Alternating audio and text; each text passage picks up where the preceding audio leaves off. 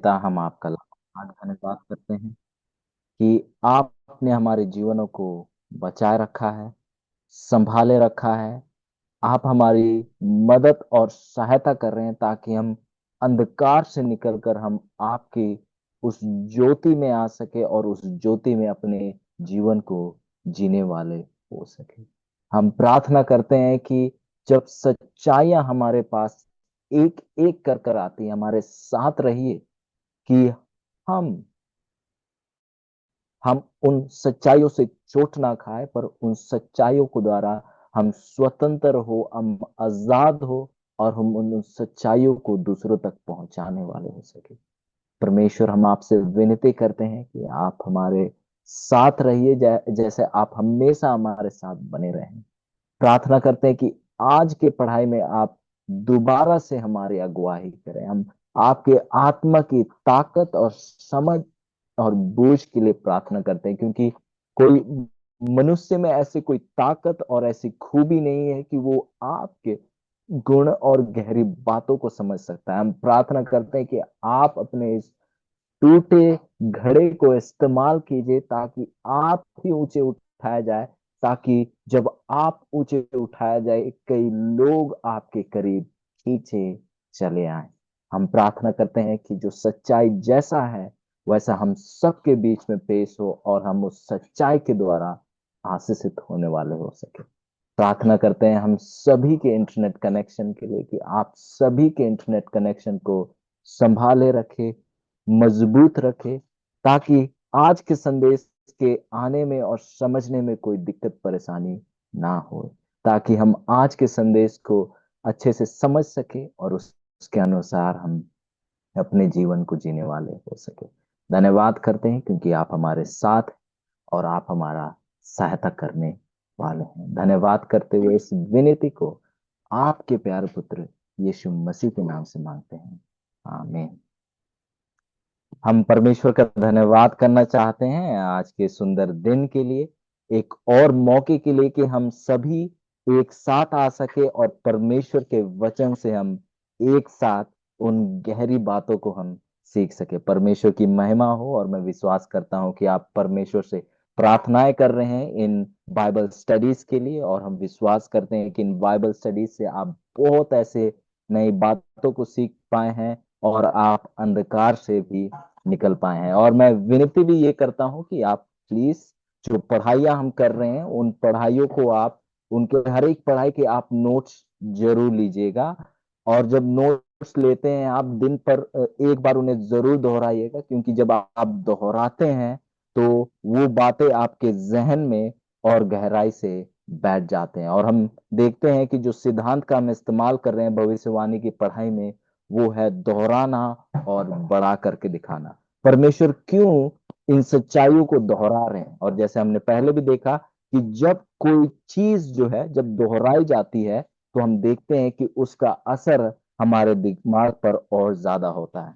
इसीलिए अजीजों, जब आप टीवी देखते हैं, और मैं विश्वास करता हूं कि आप टीवी देखना छोड़ दें, क्योंकि टीवी में आपको कुछ अच्छी बातें नहीं नजर आएगी, पर यदि आपने गौर किया होगा जब आप टीवी देखा करते थे कि जो कंपनीज जो है वो बार बार एक एड को, साबुन का हो गया या कोई किचन के सामान का हो गया या मोबाइल फोन का हो गया, वो बार बार उस एड को आपके सामने पेश करते हैं। क्यों? ताकि वो आपके विचारों को क्या कर सके, बदल सके, ताकि आपके जहन में वो बातें और गहराई से बैठ सके। तो अजीजों, यदि आप चाहते हैं कि ये सच्चाई आपके मनों में गहराई से बैठे बैठे तो आप इन बातों को जरूर दिन में दोहराइएगा, या जब जब आपको मौका और समय मिले आप जरूर दोहराइएगा। और इसके साथ मैं ये भी उम्मीद करता हूं कि आप इन सच्चाइयों को दूसरों के साथ साझा कर रहे हैं।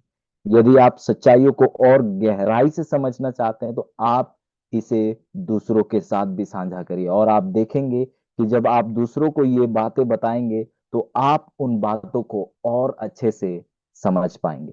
जब अपने आप को आप खाली करेंगे उन सच्चाइयों से जो आप सीखे हैं दूसरों को बता कर कर, तो आप देखेंगे कि आप और सच्चाइयों के साथ आशीषित होते चले जाएंगे। आप दूसरों को वो सच्चाई बता रहे हैं, पर आप देखेंगे कि उनको बताने के कारण वो सच्चाइयों को और अच्छे से आप सीख पा रहे हैं और उन सच्चाइयों के द्वारा आप जो है खुद भी बहुत स्वतंत्र होते चले जाएंगे। तो मेरी ये विनती है कि आप नोट्स लीजिए और उन्हें दोहराइए और दूसरों के साथ भी उनको बांटिए, क्योंकि ये बहुत ज्यादा जरूरी है। तो हम छोटा सा रिव्यू करेंगे, क्योंकि आज का पढ़ाई थोड़ा लंबा, उतना लंबा नहीं होगा, पर हमारे आज बहुत सारे हम तस्वीरों को देखने वाले हैं और कुछ ऐसे सबूतों को देखने वाले हैं जो कि बड़े बड़े न्यूज चैनल के द्वारा और मैगजीन के द्वारा हमारे सामने पेश किया जाने वाला है। तो हम अब तक पढ़ रहे हैं दानियल 2 और 7 की पढ़ाई हमने किया, और हमने देखा कि दानियल 7 में एक छोटा सींग है, और हमने देखा कि उस छोटे सींग के 10 पहचान चिन्ह हैं। और हमने देखा कि ये जो छोटा सींग जो है, जो 10 पहचान चिन्ह जो है, हम जब उन 10 पहचान चिन्ह को पढ़ रहे थे, हमने देखा कि जो कलीसिया जिस पर ये 10 के 10 चिन्ह हूबहू मेल खाते हैं, वो कोई और कलीसिया नहीं पर रोमन कैथोलिक कलीसिया है। और अजीजों, यदि ये आपका पहली बार है आज के पढ़ाई में, आपके जहन में बहुत से सवाल आएंगे, और यदि आप चाहते हैं कि उन सवालों का जवाब आपको मिले, तो आपको पिछले पढ़ाइयों को जाकर देखना होगा, उन पढ़ाइयों को पढ़ना होगा। और यदि आप नहीं पढ़ेंगे तो आप जो है बहुत सवालों से आप घिरे रहेंगे। और यदि आप सवालों के जवाब चाहते हैं तो कृपया करके hope for Patna YouTube channel है, आप जाइए, क्योंकि जो पिछले पढ़ाई है उन सब का आपको देखेंगे कि आपको वहां वीडियो मिलेगा। तो हम देखते हैं कि दानियल 2 में हम एक मूर्ति को देखते हैं जो कि अलग अलग पदार्थों से बना हुआ है, जो कि अलग अलग राज्य को दर्शा रहे हैं। हम दानियल 7 में आते हैं, कुछ चित्रण बदल जाते हैं। पहले कुछ पदार्थ थे, एक मूर्ति था, पर अब कुछ जानवर है। हम देखते हैं कुछ पशु है, पर हम देखते हैं कि वो पशु जो है दोबारा से उन राज्य को ही दर्शा रहे हैं। हमने देखा कि चौथा राज्य जो है वो बड़ा भिन्न था, बहुत अलग था, और उसके 10 सींग थे। और हम देखते हैं कि ये 10 सींग जो है 10 राज्य को दर्शा रहे थे, जो कि रोम राज्य के बाद आने वाले थे। और हमने देखा कि उस 10 सींगों के बीच में से एक छोटा सींग निकल आता है, जिसके कारण से पहले के 3 छोटे सींग उखड़ आते हैं। फिर हमने देखा कि 10 पहचान चिन्हों को देखा, और मैं विश्वास करता हूं कि उन 10 पहचान चिन्हों को आप याद करते हैं। और हमने कल के दिन 10 पहचान चिन्ह जो है, उम्मीद करता हूं कि आप उन्हें याद करते हैं, इसीलिए मैं अभी दोहरा रहा नहीं हूं, समय को मद्देनजर रखते हुए। फिर हमने कल के दिन हमने एक बहुत खास पढ़ाई को हमने उठाया, जिसमें हमने ये बात को देखा कि जो बाइबल का इतिहास, हमारा एक सवाल था कि कौन सा बाइबल जो है पहले लिखा गया था। और हमने एक एक कर कर हमने इतिहास पर जाकर देखा, और हमने देखा कि कौन सा बाइबल, और बाइबल वाकई में जो कि जैसे परमेश्वर के द्वारा, परमेश्वर के दासों के द्वारा जैसे हमारे पास आया था, वो वाकई में आज भी हमारे पास है, वो खोया नहीं है। हम देखते हैं कि सबसे पहले जो हमने देखा कि बाइबल जो है, जो पुराना नियम जो है इब्रानी भाषा में लिखी हुई है, और नया नियम जो है यूनानी भाषा में लिखी हुई है। और हमने ये भी देखा कि दानियल 2 का 4 से लेकर दानियल 7 तक हम देखते हैं वो कुछ भाग जो है अरामिक भाषा में लिखा हुआ है। और हम देखते हैं कि सबसे पहला कहेंगे एक अनुवाद है जिसे सेप्ट्यूजेंट कहा जाता है, कि जब नया नियम नहीं था, जबकि ये बात है कि सेप्ट्यूजेंट एक अनुवाद है जो कि सरल शब्दों में कहूं तो वो यूनानी अनुवाद है पुराने नियम का। और यदि आप देखेंगे जब एक भाषा से दूसरे भाषा में आती है तो कुछ बातें जो है वैसे मेल नहीं खाती है, पर ये सेप्ट्यूजेंट जो अनुवाद है, कई हम देखते हैं कि वो इब्रानी भाषा से अनुवाद किया गया था, जिसे हम सेप्ट्यूजेंट ट्रांसलेशन कहते हैं, जो कि यूनानी अनुवाद है पुराने नियम का।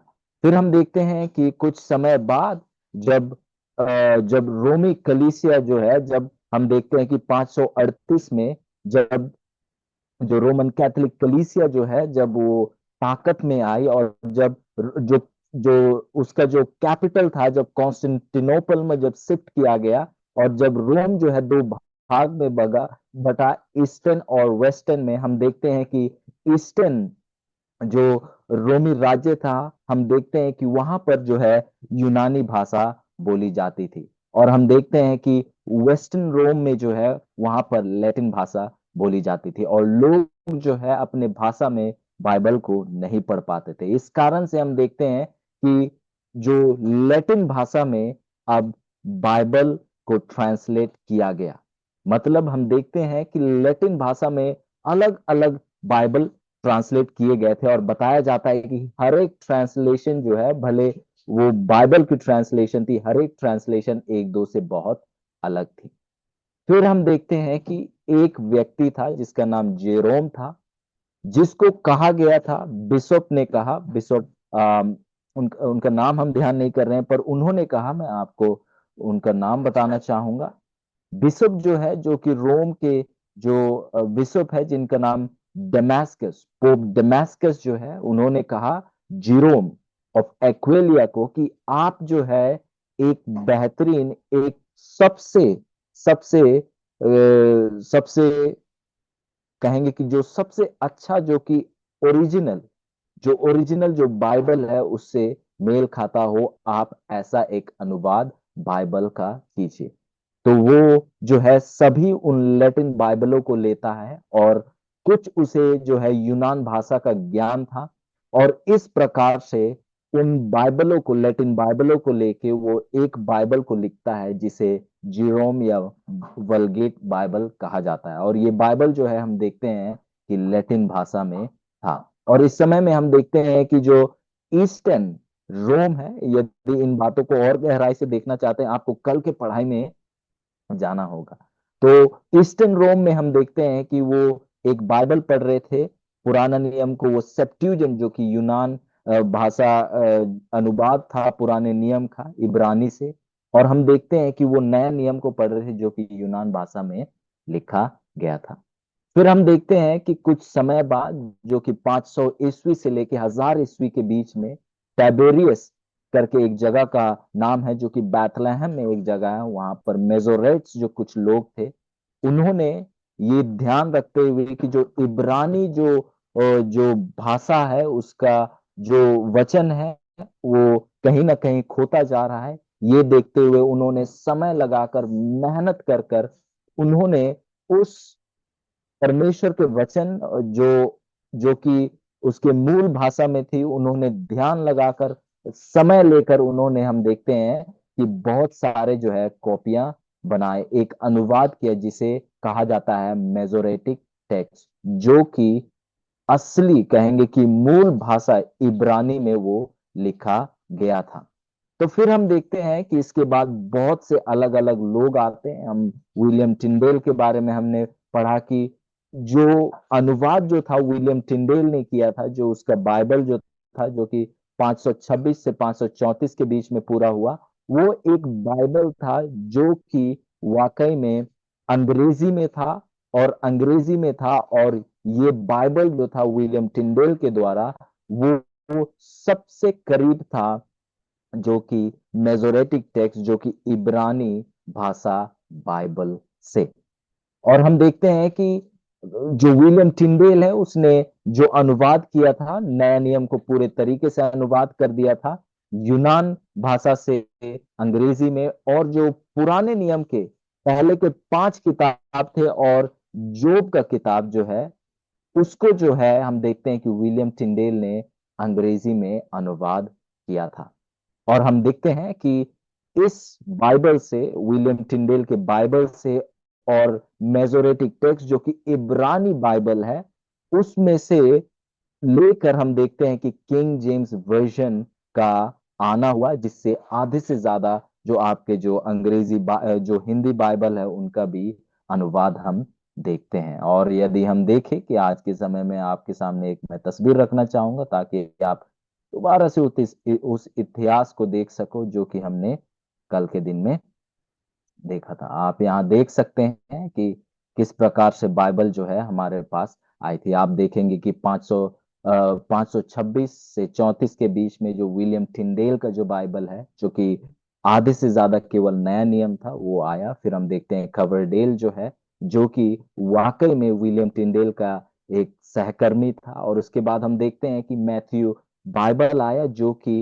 विलियम टिंडेल और कवरडेल के बाइबल को मिला जुला कर हम देखते हैं कि ये यहाँ पर आता है। फिर हम देखते हैं द ग्रेट बाइबल, जो कि बहुत बड़ा साइज था, जो कि हम देखते हैं कि अलग अलग जो है विलियम टिंडेल के ट्रांसलेशन को छोड़कर हम देखते हैं कि दूसरे ट्रांसलेशन के द्वारा बनाया गया। फिर हम देखते हैं कि जिनेवा बाइबल आता है, जो कि काफी हद तक हम देखते हैं कि जो मूल जो भाषा है इब्रानी जो है उसके साथ काफी मेल खाता था, और जिसने जो है रोमन कैथोलिक कलीसिया के ऊपर काफी जो है असर डाला था, जिसके विरुद्ध में हम देखते हैं कि रोमन कैथोलिक कलीसिया एक बिशप्स बाइबल निकालती है, जो कि हम देखते हैं कि जहां यदि आप इस बाइबल को पढ़े तो यहाँ पर आप देखेंगे कि इस बिशप्स बाइबल में आप देखेंगे कि 10 आज्ञा का भी आप देखेंगे बदलाव वहां लिखा गया है। जिसके बाद हम देखते हैं एक अनुवाद किया गया, क्योंकि जब राज्यों में हम देखते हैं कि कुछ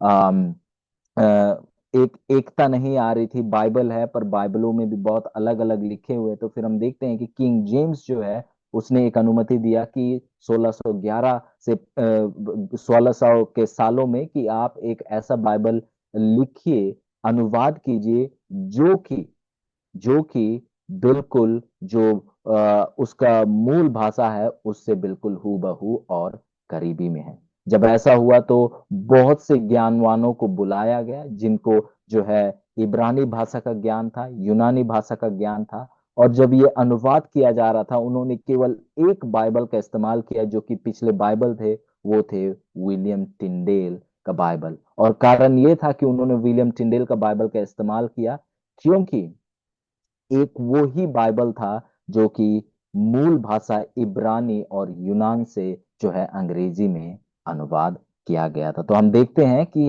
हमारे पास जो बाइबल है आज, शायद कुछ ट्रांसलेशन में कुछ घटी कमी हम देखते हैं, पर हम देखते हैं कि जो बाइबल जो है, जो कि इब्रानी में लिखी गई थी, यूनान में लिखी गई थी, जो कि मूल भाषाएं हैं, वो जो है हमने आज तक नहीं खोया है। तो ये कुछ इतिहास था जो कि कुछ क्षण शब्दों में बता रहा हूँ, और कई लोगों के लिए शायद थोड़ा कंफ्यूजिंग हो, और ये यदि आप इसे बेहतरी से समझना चाहते हैं तो आपको आपको जो है कल के पढ़ाई में दोबारा जाने की जरूरत होगी। तो इन बातों को देखते हुए, और हम देखते हैं कि किस प्रकार से ये जो छोटा सीन जो है, जो कि रोमन कैथोलिक कलीसिया है, किस प्रकार से हम देखते हैं कि अलग अलग समयों में किस प्रकार से व्यवस्था और समय को बदलने की कोशिश की। हम देखते हैं कि किस प्रकार से हम देखते हैं कि किस प्रकार से बाइबल में भी बदलाव करने की हम देखते हैं कि इस ताकत ने कोशिश की। और अजीजों, क्या आप जानते हैं, जो बहुत जल्दी बहुत जल्दी पूरा दुनिया मनाने वाला है, जिसे कहते हैं क्रिसमस, क्या आपको पता है कि ये भी है रोमन कैथोलिक कलीसिया के द्वारा नियुक्त किया हुआ एक त्योहार?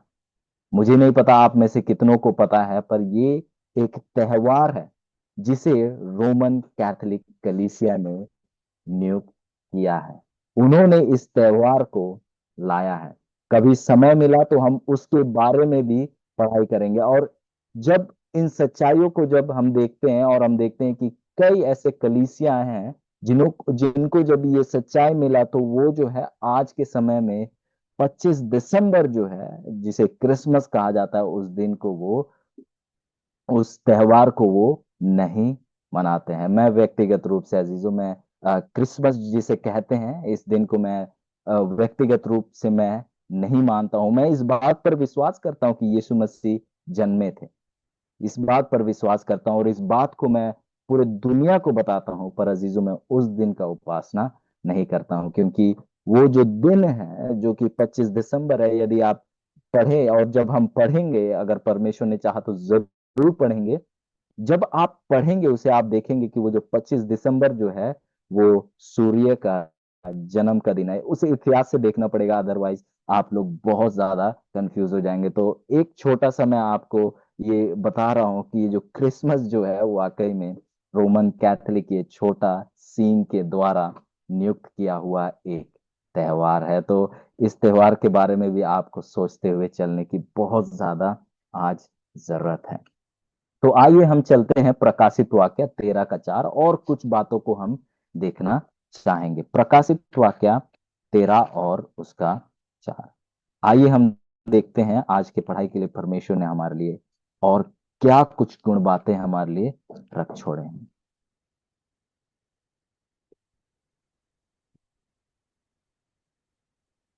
13 का 4 इस प्रकार लिखता है कि लोगों ने अजगर की पूजा की, क्योंकि उसने पशु को अपना अधिकार दे दिया था, और यह कहकर पशु की पूजा की, इस पशु के समान कौन है, कौन इसे लड़ सकता है। तो हम देखते हैं अजीजों, प्रकाशित वाक्य 13 में एक पशु की जिक्र की जा रही है, जिस पशु ने अपना सामर्थ जो है अजगर से पाया है। और हम देखते हैं कि ये जो पशु जो है कैसा नजर आता है, इसको देखने के लिए आइए हम 2 को पढ़ेंगे। जो पशु मैंने देखा वह चीते के समान था, और उसके पांव भालू के से और मुंह सींग का सा था।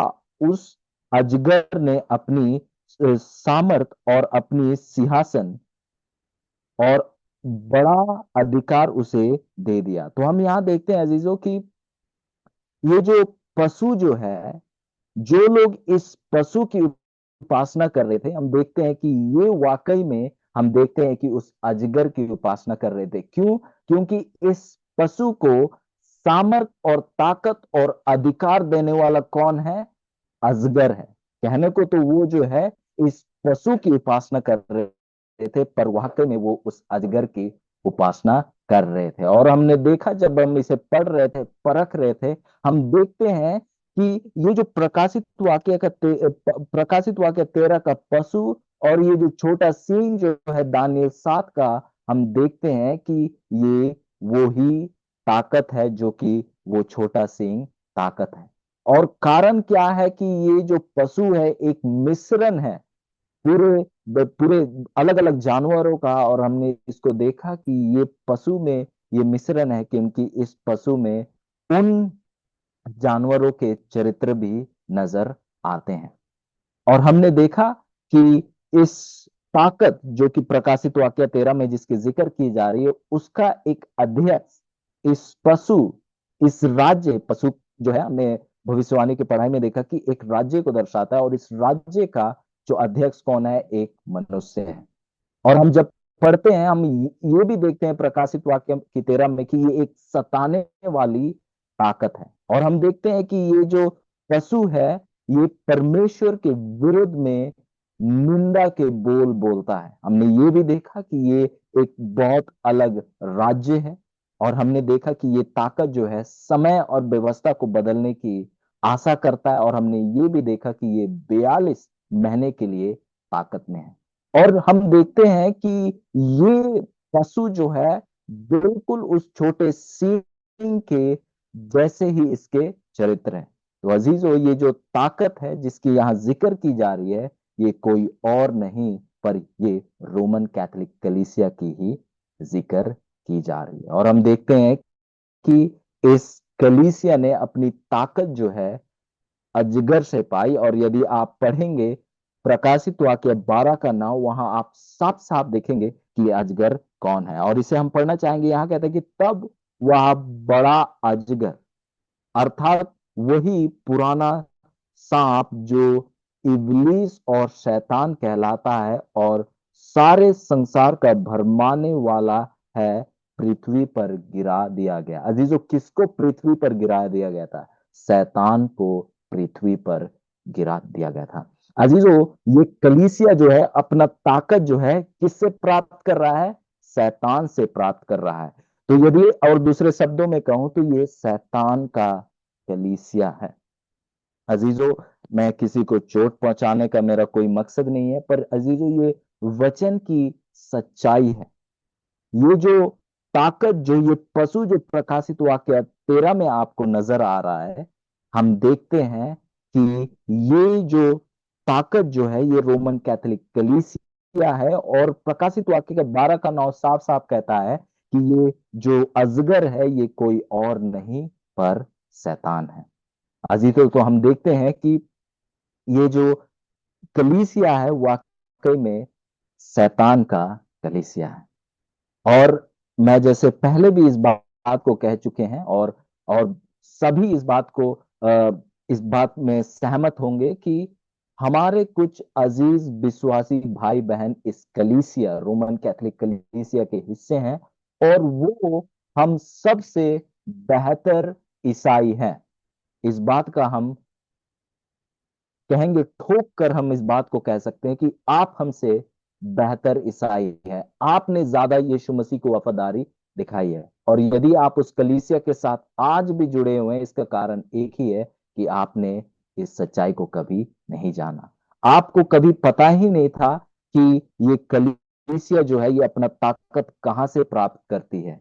ये कलीसिया जो है, जो सिखाती है विश्राम दिन के बारे में, रविवार को उपासना, वो गलत है। इस बात को आपने कभी नहीं जाना, और हम जानते हैं कि इसी कारण से आप उस अंधकार में हैं। और अजीज भाई और बहनों, यदि आप जब इस सच्चाइयों को सीख रहे हैं, तो ये सच्चाई आपको परमेश्वर इसीलिए नहीं सिखा रहा है ताकि आपके ज्ञान बढ़ जाए। परमेश्वर आपको इन सच्चाइयों को इसीलिए सिखा रहे हैं ताकि जो भाई और बहन जो इतने अंधकार में हैं, वो लोग इस अंधकार से बाहर निकल आए। अजीजों, परमेश्वर इसी कारण से आपको ये सच्चाई बता रहे हैं। तो जब आप इन सच्चाइयों को सीख रहे हैं, तो अपने तक सीमित ना रखें। जो अंधकार में है, और आप जानते हैं कौन कौन आपके आस पड़ोस में अंधकार में है, उन तक इस रोशनी को आप लेकर जाइए। क्योंकि जिस कलीसिया में है अजीजों, उसने अपना ताकत शैतान की ओर से पाया है। ये शैतान का कलीसिया है, क्योंकि बहुत से लोग इस अंधकार में ही, हम देखेंगे कि वो इस अंधकार में ही हमेशा के लिए खो जाएंगे। तो आइए अजीजों, जब इन सच्चाइयों को हम देखते हैं, तो हम अपने तक सीमित ना रखें। आइए हम प्रकाशित वाक्य 13 का 18 को पढ़ने से पहले 13 का 8 को हम पढ़ना चाहेंगे। और माफी चाहूंगा, प्रकाशित वाक्य में 13 का 8 जो है उसको हम पढ़ना चाहेंगे पहले, कि इससे पहले कि 18 को हम पढ़े। यहाँ इस प्रकार लिखता है कि पृथ्वी के वे सब रहने वाले जिसके नाम उस मेमने के जीवन की पुस्तक में लिखे नहीं गए, जो जगत की उत्पत्ति से के समय से घात हुआ है, उस पशु की पूजा करेंगे। तो अजीजों, जो लोगों के नाम जो है जीवन की पुस्तक में नहीं लिखे गए थे, वो जो है किसकी पूजा कर रहे हैं? उस पशु की पूजा कर रहे हैं। आइए हम 18 को देखना चाहेंगे। यहां इस प्रकार लिखता है, ज्ञान इसी में है। वचन कहता है कि ज्ञान इसी में है, जिसे बुद्धि हो वह इस पशु का अंग जोड़ ले। कहता है कि जिससे बुद्धि हो वह इस पशु का अंक जोड़ ले, क्योंकि वह मनुष्य का अंक है। किसका अंक है? मनुष्य का अंक है, और उसका अंक 666 है। तो अजीजों, हमने देखा कि ये जो ये जो पशु है, जिसे प्रकाशित वाक्य 13 में दर्शाया गया है, जो कि दानियल 7 का छोटा सींग है। और जब हमने अलग अलग सबूतों को एक साथ रख कर देखा, हमने एक चीज को पाया कि ये कोई और नहीं पर रोमन कैथोलिक कलीसिया है। ये कौन सा ताकत है? कौन है ये रोमन कैथोलिक कलीसिया? और मैं उम्मीद करता हूं कि यदि आप इस पढ़ाई में जुड़े हुए हैं, तो आपको इस बात में कोई संदेह नहीं है, क्योंकि हर एक सबूत को हमने आपके पास एक एक कर रखा था। तो हम देखते हैं कि यहाँ एक मनुष्य के अंक का जिक्र किया जा रहा है, और एक समय मैडम देबोलिना जी इस अंक का जिक्र कर रही थी, जिसके बारे में हम थोड़ा सा आज देखने वाले हैं। और ये अंक क्या है? 666 है। ये किसका किसका ये एक अंक है? कहता है कि वह मनुष्य का अंक है। वह किसका अंक है? एक मनुष्य का अंक है। और यदि आपको कुछ ज्ञान हो रोमन कैथोलिक कलीसिया के बारे में, एक उन्हें एक किताब दिया जाता है, जो पेपेसी जो है, जो कि पोप जो है, उसे एक किताब दिया जाता है जिसे कहा जाता है विकारियस फिलेडेई। ये एक लैटिन शब्द है, और हमने देखा कि जो रोमन कैथोलिक कलीसिया जो है, अक्सर जो है इस लैटिन शब्द का इस्तेमाल करती है। और जब हम बाइबल के इतिहास को देख रहे थे, उस समय भी हमने देखा कि जो वेस्टर्न रोम जो था, जहां पर जो पोप जो है एक अध्यक्ष के समान जब वहां बैठा, तो उनके देश में, उनके हिस्से में जो भाषा बोली जाती थी वो लैटिन है। और यदि आज भी आप देखें, जब पोप जो है, आज के पोप को आप जब देखेंगे, जब वो अक्सर बोलते हैं तो वो लैटिन भाषा में ही बात करते हैं। तो हम देखते हैं कि एक किताब दिया जाता है पेपेसी को, पोप को, जिसे कहा जाता है विकारियस फिलेडेई। और इसका मतलब ये है, विकारियस जो यदि आप पढ़े, इसका मतलब ये है कि किसी के स्थान पर, उदाहरण के लिए, जैसे कि किसी के स्थान पर, उदाहरण कहेंगे कि अगर मैं जो है कल के दिन आपके आपके साथ नहीं पेश हो सकता, तो मेरे जगह मैं किसी और को भेजूंगा आपसे वचन का साझा करने के लिए। तो जब जो भी होगा, एक उदाहरण के लिए, वो एक तरफ से विकारियस होगा कि वो मेरे जगह पर है। तो ये जो विकारियस है, इसका मतलब है किसी कर जगह पर। और जब आप देखेंगे, ये जब पूरे शब्द को आप यदि अनुवाद करेंगे, विकारियस फिलेडेही, इसका मतलब ये है कि ऐसा कोई जो कि परमेश्वर यीशु मसीह के जगह पर है। क्या मतलब है विकारियस फिलेडेही की? ऐसा मनुष्य जो कि परमेश्वर के स्थान पर है, परमेश्वर यीशु मसीह के स्थान पर है, परमेश्वर यीशु मसीह के स्थान पर है। तो विकारियस फिलेडेही का मतलब एक सरल सा है कि परमेश्वर के स्थान पर। और हमने देखा प्रकाशित वाक्य 13 के 18 में जो अंक क्या है, 666 है। और यदि आपको कुछ रोमन गिनती के बारे में कुछ यदि आपको ज्ञान हो, तो हम देखते हैं कि उनका जो गिनती है कुछ अलग होता है। उदाहरण के लिए, यदि आप वी देखेंगे, जो अंग्रेजी में जो वी है, वो जो है रोमी गिनती में वो 5 है। यदि आप 2 लिखना चाहेंगे रोमी गिनती में, आपको 2 आई लिखना होगा, वो है 2।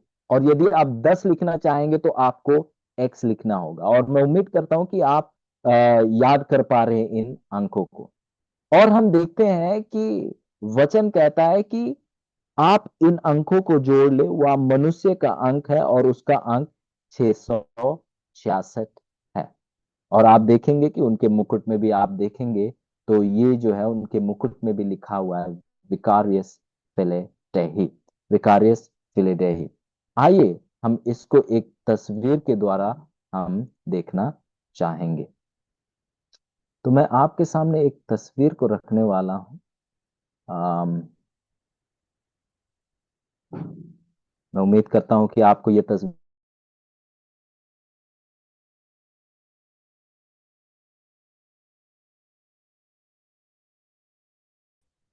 वो नाम जो है विकारियस, ये जो है पेपेसी, पोप का एक टाइटल है, एक टाइटल है जिसे कहा जाता है फिले डेही। आप इसका स्पेलिंग लिख सकते हैं, स्क्रीनशॉट ले सकते हैं।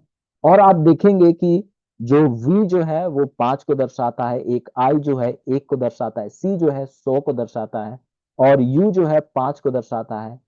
और जो जो जो शब्द है और जिसका कोई अंकों के साथ लेना देना नहीं है, उसे उस पर शून्य लिखा जाता है। एल जो है 50, और डी जो है 500। और ऐसे ऐसे कर कर जब विकारियस को आप, जब विकारियस जो शब्द है उसका अगर आप पूरा बनता है 112।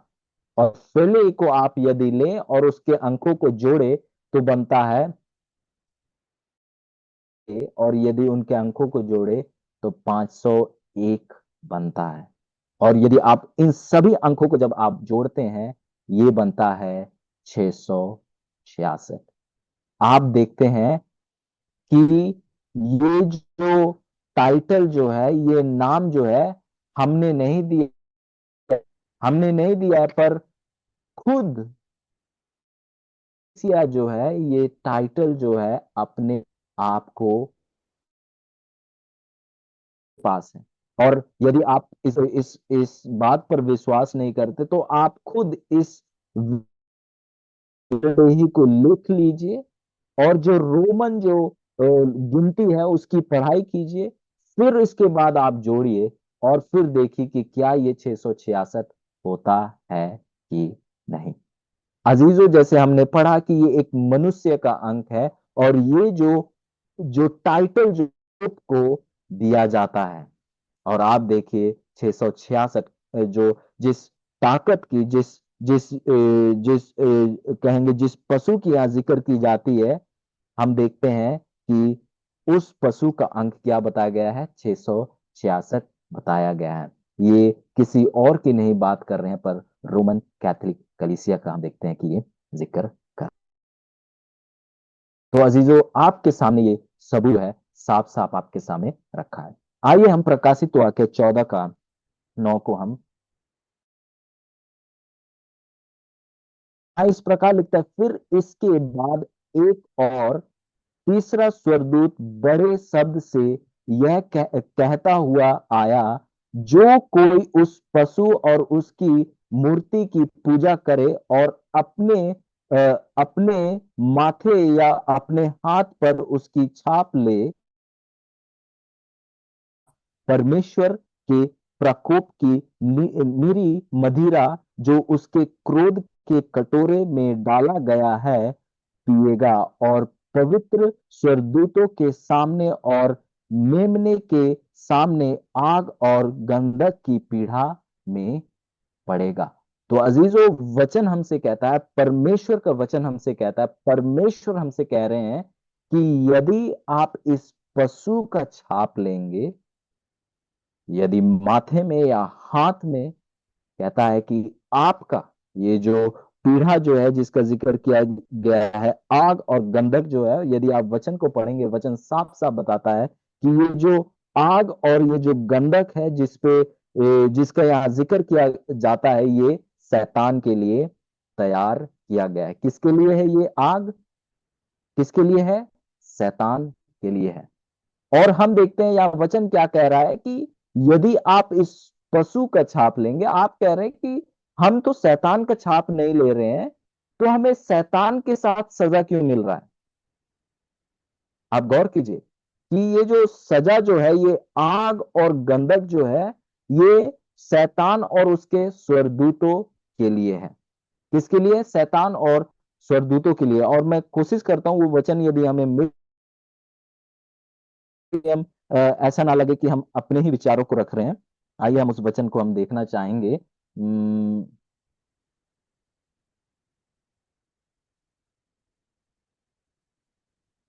समय दीजिएगा।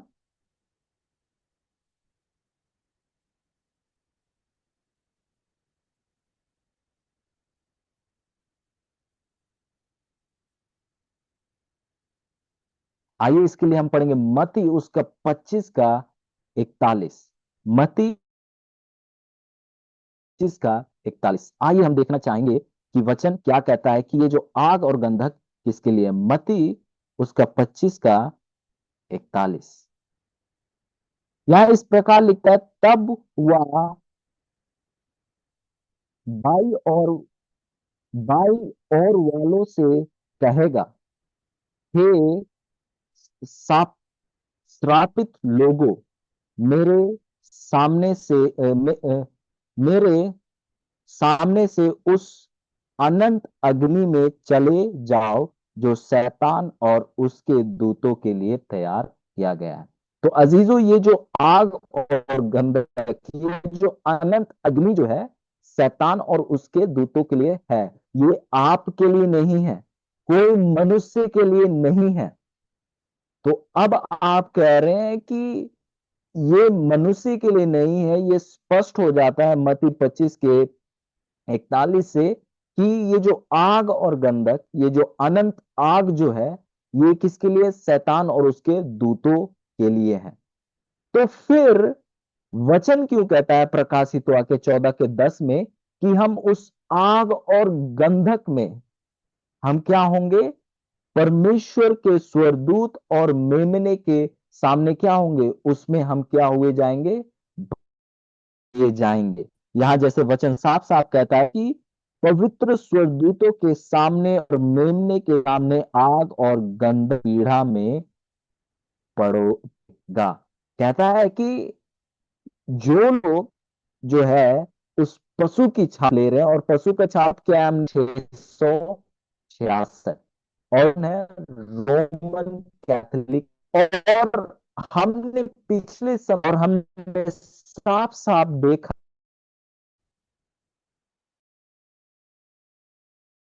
साबत जो है हम में पढ़ा, रोमन कैथोलिक कलीसिया खुद इस बात का घोषणा करती है, इस बात को साफ साफ कहती है कि रविवार पालन जो है, रविवार का उपासना जो है, उनके ताकत का एक प्रमाण है, एक सबूत है। और वचन कहता है यदि आप जो है इसका छाप लेंगे, यदि आप पशु का छाप लेंगे, मतलब आप जो है रविवार का पालन कर रहे हैं, रविवार का उपासना कर रहे हैं, जब इन सच्चाइयों को आप जानते हुए भी, तो आपका जो है साथ किसके साथ है सजा में? शैतान और उसके दूतों के साथ। क्यों शैतान के साथ? क्योंकि हमने जैसे पढ़ा कि ये कलीसिया ने अपनी ताकत शैतान से पाई है। और यदि आप इस कलीसिया के साथ इन सच्चाई को जानने के बावजूद भी आप इस कलीसिया के साथ बने रहते हैं, जुड़े रहते हैं, तो आपको जो सजा जो है शैतान को मिलने वाली है, इस कलीसिया को मिलने वाली है, वही सजा आपको भी मिलेगी। मैं नहीं कहता हूं अजीजों, वचन इस बात को साफ साफ कहता है। और जो है इन बातों में जब हम प्रकाशित वाक्य का अध्ययन करेंगे, तो उस समय हम जो है प्रकाशितों के 14 में और गहराई से हम बात करेंगे। पर अभी के लिए केवल ये कुछ थोड़ी सी बातें हैं जो कि मैं आपके सामने साझा कर रहा हूं। और यदि आपके पास कुछ सवाल हो तो हम इसे जो है इस पढ़ाई के बाद जो है उन चीजों में हम विचार करना चाहेंगे। तो आइए हम कुछ समय के लिए, कुछ पल के लिए इस छोटा सी के अध्यक्ष को, इस राज्य को हम परखना चाहेंगे। कौन है इसका अध्यक्ष आज के समय में? यदि आप जो है जानकारी रखते हैं तो आपको पता होगा कि अभी का जो अध्यक्ष है, रोमन कैथोलिक का अध्यक्ष जो है, वो कोई और नहीं पर पोप फ्रांसिस है। अभी का, वर्तमान का जो अध्यक्ष जो है रोमन कैथोलिक कलीसिया का, वो है पोप फ्रांसिस। एंड और हम देखते हैं कि यदि आप हमारे पढ़ाइयों में पिछले समयों में थे, तो हमने देखा था कि ये जो कलीसिया जो है, हम देखते हैं कि इसने बहुत से लोगों को सताया है। और हम देखते हैं कि परमेश्वर ने एक एक करके हमारे सामने जो सच्चाई है, जैसा वचन में हमारे सामने पेश किया है। और हम सब का ये एक कहेंगे कि एक राइट है, ये हमारा एक एक कहेंगे कि परमेश्वर से दिया हुआ सच्चाई है, और ये सच्चाई सभी को मिलने की जरूरत है। और हम देखते हैं कि पोप फ्रांसिस जो है, यदि आप पढ़ेंगे तो आज के समय में वो सबसे बड़ा एक कहेंगे कि जिसे आधे से ज्यादा लोग जो है इसकी ओर अपनी नजरों को रखते हैं। हम देखते हैं कि ये एक बहुत बड़ा कहेंगे एक राजनीतिक व्यक्ति की तरह इसे देखा जाता है। और हम देखते हैं कि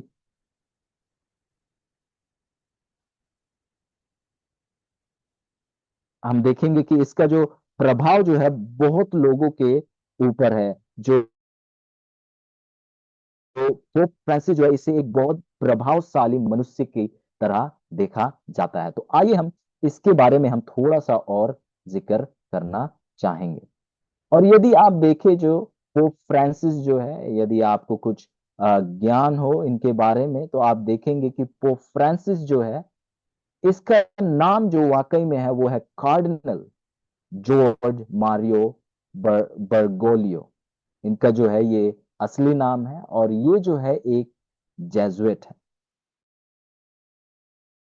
ये जो है एक जेजुइट है। और आप देखेंगे कि पोप फ्रांसिस जो है ये पहले पहले जो पहले जेजुइट पोप है।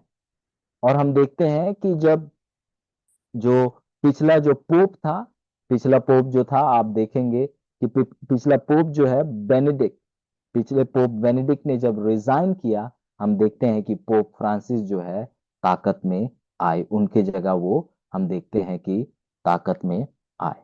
और आप कोई सवाल पूछना चाहता है कि ये जो जेजुएट जो है ये वाकई में कौन है? तो अजीजों, कुछ सरल शब्दों में यदि कहूं तो ये जेजुइट जो है एक तरफ से जो रोमन कैथोलिक कलीसिया जो है उनका एक सेना सेना की समान है, और या कहेंगे कि एक सीक्रेट सर्विस है, एक गुप्त गुप्त एक गुप्त सर्विस, गुप्त एजेंट के समान है ये। और ये जो है, यदि आप पढ़े, अगर आप कभी मौका मिले या शाम को इस पढ़ाई के बाद आप जेजुइट के बारे में आप पढ़िए कि ये जो जेजुइट जो है कैसे इसका किसका कैसे इसका आना हुआ। और आप देखेंगे कि जब जो है प्रोटेस्टेंट, जो लोग रोमन कैथोलिक कलीसिया के विरुद्ध में थे, और हम देखते हैं जो लोग रोमन कलीसिया के विरुद्ध में आ रहे थे, हम देखते हैं कि उनके उनको जो है उनका काम जो था ये जेजुइट, उन लोगों को जो उन लोगों के विरुद्ध में खड़े हुए, जो लोग रोमन कैथोलिक कलीसिया के विरुद्ध में थे, कहेंगे कि जो लोग परमेश्वर के वचन के अनुसार उपासना कर रहे थे, उनके विरुद्ध में हम देखते हैं कि ये जेजुइट लोग आए। और इनका मकसद एक ही था कि हर एक व्यक्ति को, इनका मकसद, पहला मकसद यही था कि जो लोग जो है परमेश्वर के विरुद्ध में है, उन्हें जो है, रादर जो पोप के विरुद्ध में है, वो लोगों को हम देखते हैं कि पोप के साथ लाने का इनका कोशिश था। और बताया जाता है कि ये लोग इतने छुप कर काम किया करते थे। और जो है अंधकार के युग के समय के बारे में जब आप पढ़ाई करें, आप देखेंगे कि लोग जो है ये बताना नहीं चाहते थे कि वो एक प्रोटेस्टेंट है, क्योंकि वो डरते थे, क्योंकि जो लोग प्रोटेस्टेंट थे उनको मार दिया जाता था। और जब मैं प्रोटेस्टेंट कह रहा हूं तो वो लोग जो लोग रोमन कैथोलिक कलीसिया के विरोध में थे। और हम देखते हैं कि ये जो जेजुइट जो थे, ये कभी कभी जो है गरीब बनकर, या कभी कभी ये जो है रिश्तेदार दोस्त बनकर जो है लोगों के अलग अलग शहरों में जाकर ये लोग ऐसे जो है छुप कर रहा करते थे, और लोगों के साथ लंबे समय रहकर उनके बारे में जानकारी लेते थे। और यदि आप अगर पाए जाते हैं कि आप प्रोटेस्टेंट है, तो आपको जो है मौत के घाट खड़ा कर दिया जाता है। तो ये जो जेजुइट जो है, कहेंगे कि ये बिल्कुल परमेश्वर के एक तरफ से विरोधी समूह है, जो लोग छुप कर जो है आपका पता लेते हैं। और यदि आप पाए जाएंगे कि आप जो है रोमन कैथोलिक कलीसिया के विरुद्ध में है, तो आपको जो है मौत के घाट खड़ा कर दिया जाएगा। और ये जो पोप फ्रांसिस जो है ये पहला जेजुइट पोप है। और पोप फ्रांसिस जो है ऐसा कोई आम जेजुइट नहीं था, ये जो है एक बड़े ओहदे में था, एक बड़े ओहदे में था। और हम देखते हैं कि ये जो है पोप के जगह पर हम देखते हैं कि बेनेडिक्ट के बाद आया। और हम फिर देखते हैं यहाँ पर कि जो यहाँ पर आपके सामने आप देख सकते हैं, यहाँ कहा जाता है कि वह व्यापी रूप से लोकप्रिय माना जाता है, जो सामलिंगों और नास्तिकों दोनों तक पहुंचते हैं।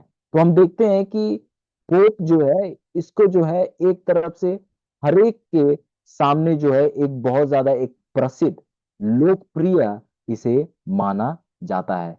हर एक जन जो है पोप को जो है, कहेंगे एक तरफ से बहुत ज्यादा इसको पसंद करते हैं। और इन चीजों को हम, जैसे हम धीरे धीरे एक एक करके देखते जाएंगे, आप इन चीजों को देखेंगे। फिर हम देखते हैं यहाँ कहा जाता है कि उन्हें एक महान राजनीतिज्ञ माना जाता है, उसे एक राजनीतिज्ञ की तौर से भी हम देखते हैं कि उसे देखा जाता है।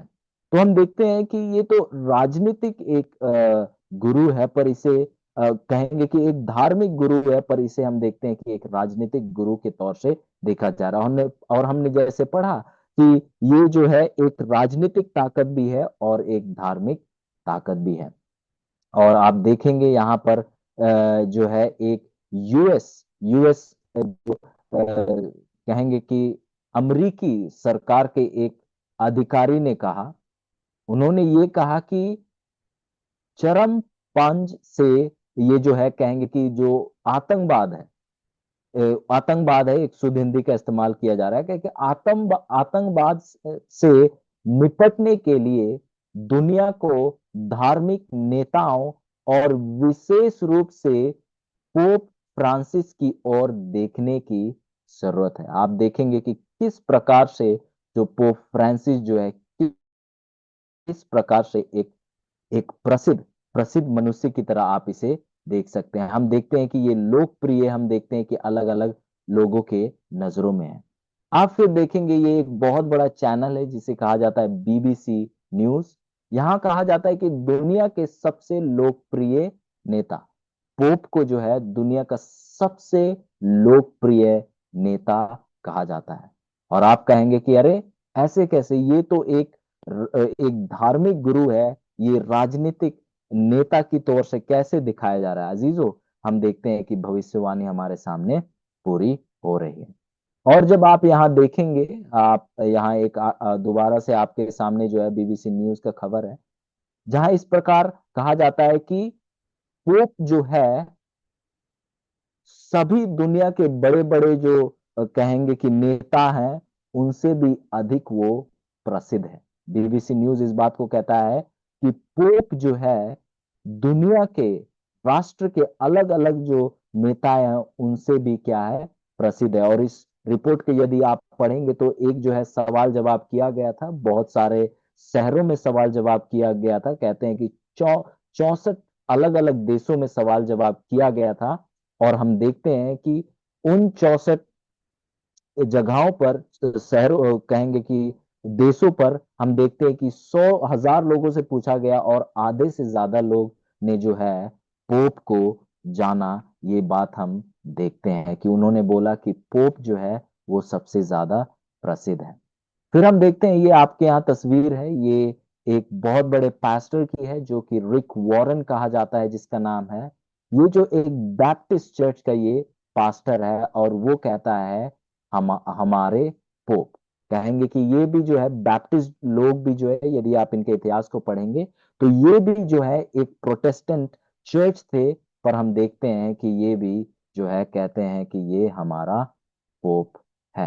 तो आप देख सकते हैं इन सच्चाइयों को आपके सामने किस प्रकार से जो है एक एक करके आप इन सब सच्चाइयों को देख सकते हैं।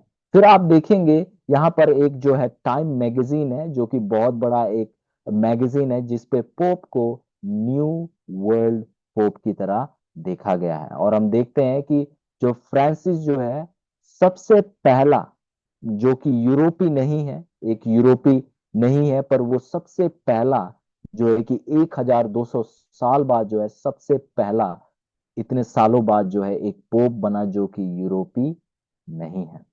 तो अजीजों, आप देख सकते हैं कि जो ये जो पोप फ्रांसिस जो है एक जेजुइट है, और जेजुइटों का मकसद क्या है? जो लोग उनके विरुद्ध में है, रोमन कैथोलिक के विरुद्ध में है, वो उनके विरोध में खड़ा हो। तो फिर आप देखते हैं कि एक जो है पोप जो है एक एक कहेंगे कि एक एक क्लाइमेट चेंज अंग्रेजी में कहा जाता है, इसके बारे में वो बहुत ज्यादा जिक्र करते हैं, जिसे कहा जाता है जलवायु परिवर्तन जो है। अक्सर जो है पोप जो है ये जलवायु परिवर्तन के बारे में जिक्र करता है। अब कोई पूछता है कि जलवायु परिवर्तन क्या है? अजीजों, जलवायु परिवर्तन एक सरल सा है कि जहां पर गर्मी नहीं होती थी आज गर्मी हो रही है, जहां ठंडी नहीं होती थी, जहां बर्फ नहीं पड़ती थी वहां बर्फ पड़ रही है, जहां बाढ़ नहीं आती थी वहां बाढ़ आ रहा है। तो इन चीजों को जो है जलवायु परिवर्तन का हिस्सा कहा जाता है। और हम देखते हैं कि आज के समय में वाकई में जो है ये चीज बहुत ज्यादा हमें देखने को मिलता है। हम देखते हैं कि ये चीजें दिन ब दिन जो है बढ़ती चली जा रही है। हम देखते हैं कि गर्मी बढ़ता जा रहा है, ठंडा बढ़ता जा रहा है, बाढ़ बहुत ज्यादा आ रहे हैं। और हम ऐसे बहुत से प्रकृति में हम ऐसे चीजों को होते हुए हम देखते हैं। फिर आप जब इस चीज को गौर करते हुए यदि आप आगे जाएं, यहाँ जो है जून 18 2015 में, जून 18 2015 में जो है पोप फ्रांसिस ने ये बात कही, और उन्होंने कहा कि रविवार परमेश्वर और दुनिया के साथ हमारे रिश्ते को ठीक करता है। तो अजीजों, ये जो है जलवायु परिवर्तन, इसको आप जो है मत भूलिएगा, ये बहुत ज्यादा खास है आज के पढ़ाई के लिए। और आपको लग रहा होगा कि हम किस बारे में सीख रहे हैं, हम तो शायद उस पशु के बारे में सीख रहे हैं, प्रकाशित वाक्य 13 में हम तो शायद छोटे सींग के बारे में सीख रहे थे, पर ये क्या हो रहा है, ये जलवायु परिवर्तन के बारे में हम क्यों पढ़ रहे हैं अजीजों? ये बहुत ज्यादा खास है।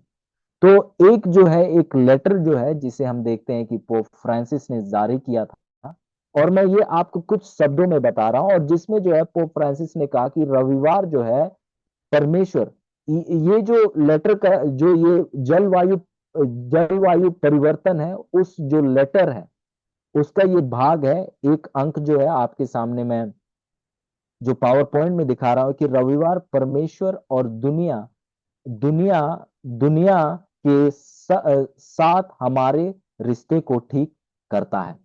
तो फिर अजीजों, आप देखेंगे कि यदि इस लेटर को यदि आप पढ़ेंगे, और आपको ये जो है इंटरनेट में उपलब्ध हो जाएगा, और हो सके तो मैं आपको देने की ये कोशिश करूंगा। इस लेटर में जो है पोप फ्रांसिस ये कहते हैं कि हमारा पृथ्वी जो है एक मुसीबत में है, और जो वातावरण जो है वो धीरे धीरे टूटता जा रहा है। और कहते हैं कि इसका कारण जो है कुछ तो मनुष्य है, क्योंकि उन्होंने पृथ्वी का बहुत गलत तरीके से इस्तेमाल किया है। और कहते हैं क्योंकि उन्होंने गरीब लोगों को सताया है। और पोप कहते हैं कि हमें परमेश्वर के पास मुड़ने की जरूरत है, दोबारा जाने की जरूरत है, और हमें अपने पृथ्वी की इज्जत करने की जरूरत है, और जो गरीब है उनकी सहायता करने की जरूरत है। तो हम देखते हैं कि ये बहुत अच्छी बात है, और हम भी जो है वातावरण से प्रेम करते हैं, क्योंकि वचन कहता है कि जो लोग परमेश्वर की सृष्टि को बिगाड़ेंगे, वो जो है वो लोगों को परमेश्वर जो है क्या है, सजा जरूर देगा। हम भी जो है वातावरण से प्रेम करते हैं, पर इस बात में जो है जिस चीज को जो कहेंगे कि अहमता जो है पोप फ्रांसिस दे रहा है वो कुछ और है। यहाँ कहते हैं कि और हमें जो है जो व्यवस्था का साबत, और वो कहते हैं कि जो कि रविवार है, हमें उस दिन को मानने की जरूरत है, क्योंकि वो हमारे रिश्ता को परमेश्वर के साथ ठीक करता है। और कहता है कि वो जो भी लोग हो, छोटा बड़ा हो, जो भी हो, हम सभी को इस रविवार के पवित्र दिन को मानने की जरूरत है। और कहता है ये भी कि हमें जो है एक अच्छे तौर से जो लोग इस दिन को नहीं मानते उन पे दबाव देने की जरूरत है। ये जो है उस लेटर में लिखा गया है, जिस लेटर को जो है वो फ्रांसिस जो लिखते हैं, जिसे जलवायु का एक हिस्सा कहा जाता है। तो यदि मैं सरल शब्दों में कहूं तो वो एक बात वो कहना चाह रहे हैं, ये कहना चाह रहे हैं कि हर एक इंसान को रुक कर एक दिन में जो है उन्हें विश्राम करने की जरूरत है। और एक ऐसा दिन होना चाहिए जहां पर सब फैक्ट्रियां और दुकानें बंद हो, और यदि ऐसा होगा तो हमारा पृथ्वी जो है ठीक हो जाएगा, जो प्रदूषण जो है वो क्या हो जाएगा, कम हो जाएगा। और यदि आप अगर जो है इंटरनेट में पढ़ते रहते हैं न्यूज को, तो एक जो खबर है उसने ये भी बताया कि जब कोरोना था, कोविड था, उस टाइम क्योंकि गाड़ियां नहीं चली, फैक्ट्रियां नहीं चली, हमारा पृथ्वी जो है कई गुना जो है वो ठीक हो गया था। तो जो है यहाँ जो पोप फ्रांसिस जो है वो कह रहे हैं, यदि हमने एक दिन को चुना जहां पर दुनिया भर में लोग कुछ ना करे, उस दिन दुकानें बंद हो, फैक्ट्रीज बंद हो, तो ऐसे में हमारा पृथ्वी क्या हो जाएगा, ठीक हो जाएगा। और उस दिन के लिए एक दिन को वो चुनता है जिसका वो लोगों के सामने रखता है, उस दिन को वो है रविवार, और उसे वो साबत भी कहता है, जो कि साबत नहीं है, जिसको हमने ऑलरेडी पढ़ा हुआ है। अब ये बात यहाँ स्पष्ट होते हुए कुछ लोग अब ऐसे पूछते हैं कि अरे, ऐसे कैसे कि लोग जो है ये रविवार का जो कानून है उसे कैसे जो है दूसरे धर्म के लोग उस चीज को ग्रहण करेंगे। हाँ, शायद ईसाई लोग कुछ ग्रहण कर सके, पर इस दिन को जो है दूसरे लोग कैसे ग्रहण करेंगे? अजीजों, इस चीज को बहुत बहुत सोच बूझ कर किया जा रहा है, इसीलिए जो है इसे जो है जल वायु परिवर्तन का भाग बनाया जा रहा है। तो इस बात को यहाँ स्पष्ट करते हुए मैं आपके सामने एक और तस्वीर को रखना चाहूंगा। आप यहाँ देख सकते हैं कि पोप फ्रांसिस जो है पोप फ्रांसिस जो है, आप देख सकते हैं कि ये अमेरिका, उस लेटर को लिखने के बाद कुछ समय बाद आप देखते हैं कि पोप फ्रांसिस जो है, आप देखेंगे कि पोप फ्रांसिस जो है पहुंच जाते हैं यूएस से, अमेरिका। और वहां पर जो जॉइंट कांग्रेस जो है उसमें वो खड़े होते हैं, जैसे तस्वीर आपके पास रखा है, और वहां पर जो है वो एक भाषण देते हैं। और उस भाषण में हम देखते हैं कि कई जो है जो गरीबों के भलाई के लिए वहां पर वो जो है कई ऐसे उपदेश देते हैं, पर उसके साथ साथ वो एक और बात को कहते हैं। और उस बात में, या पूरे ये जो बात जो वो कर रहे थे उसमें एक बात को बार बार लाते हैं, और वो ये है कि वो कहते हैं कि हमें जो है जलवायु परिवर्तन जलवायु परिवर्तन जो कि इसको हमें ध्यान देना पड़ेगा। और वो 6 बार 6 बार वो बार बार लगातार उस जलवायु परिवर्तन के बारे में जिक्र करता है। और 6 बार जो है वो कहता है कि हमें एक साथ काम करने की जरूरत है, एक जिसे वो अंग्रेजी में कॉमन गुड कहता है, और यदि आप हिंदी में देखें तो वो कहता है कि हमें एक